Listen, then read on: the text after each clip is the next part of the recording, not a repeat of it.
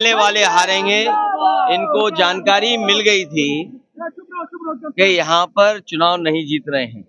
इनके अपने इंटरनल सर्वे में ये हार रहे थे और उसके बाद 13 तारीख जो चुनाव की आई थी, जिसमें अन्य उपचुनाव हो रहे थे, जो लोग छुट्टी पे आए थे, जो लोग बाहर रह रहे थे, वो त्योहारों पे छुट्टी पे आए थे और वो मन बना लिए थे कि 13 तारीख को भारतीय जनता पार्टी को हरा करके वापस जाएंगे काम पर, रोजगार को लेकर के।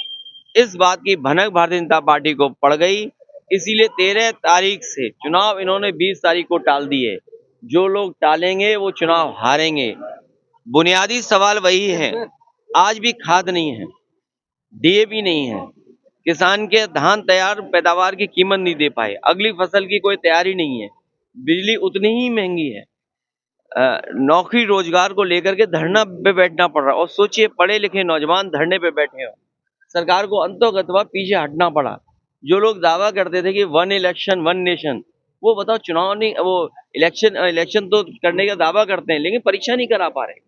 और वहीं अगर आपको याद हो, इन्होंने दावा किया था रिकॉर्ड परीक्षा कराएंगे। रिकॉर्ड, जो रिकॉर्ड परीक्षा हुई थी उसमें 30% बच्चों की परीक्षा छूट गई थी, क्वेश्चन पेपर उनके झूठे आए।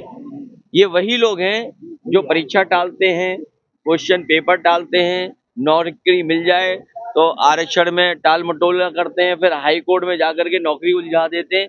इस बार नौजवान, किसान और हर वर्ग के लोग तैयार हैं इनको हराने के लिए।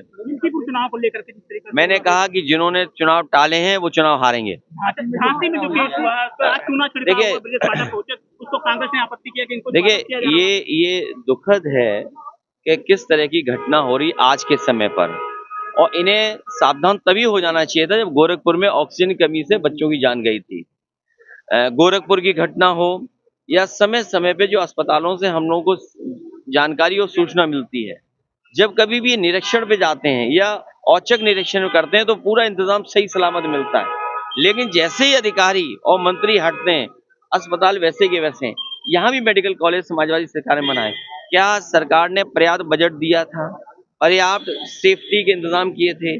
और उसी का परिणाम यह है कि बजट ना मिलना नंबर 1, नंबर 2, वहां पर जो स्टाफ है, जो संबंधित अधिकारी हैं, वो लापरवाही किए हैं। ये लापरवाही और सरकार की नजरअंदाजी की वजह से 10 बच्चों की जान गई है और इतना बड़ा नुकसान हुआ है।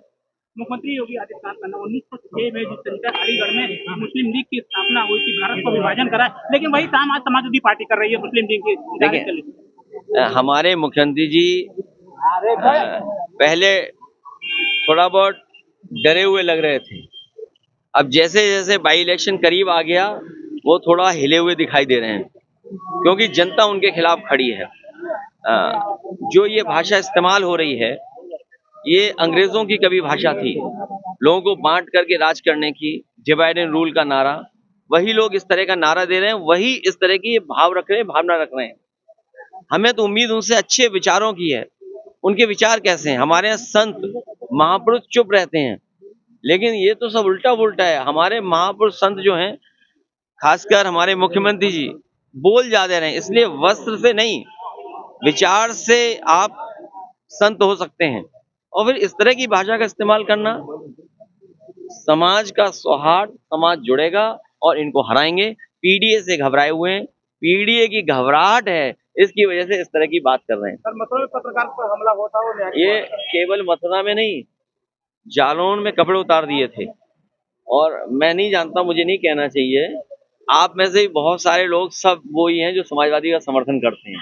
अगर सरकार के खिलाफ न्यूज चला दो तो कभी एसओ का फोन आता होगा, कभी कोई बड़े अधिकारियों का फोन आता होगा। इसलिए भी आप सावधान रह करके हमारी मदद करिए।